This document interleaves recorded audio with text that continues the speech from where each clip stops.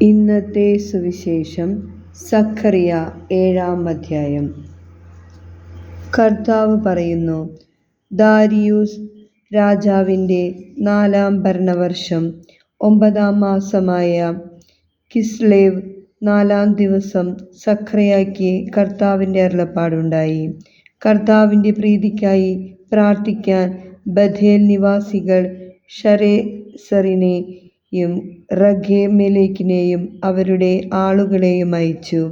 അനേക വർഷങ്ങളായി ഞങ്ങൾ ചെയ്തു പോന്നതുപോലെ 5-ാം മാസത്തിൽ വിലാപവും ഉപവാസവും ആചരിക്കണമോ എന്ന് പ്രവാചകന്മാരോട് സൈന്യങ്ങളുടെ കർത്താവിൻ്റെ ആലയത്തിലെ പുരോഹിതന്മാരോടും ആരായാൻ അവരെ ഏൽപ്പിച്ചു.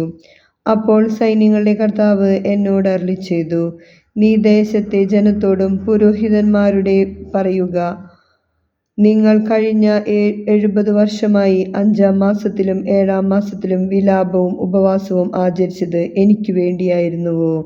നമ്മുടെ കർത്താവായ യേശുവേ സ്തുതി.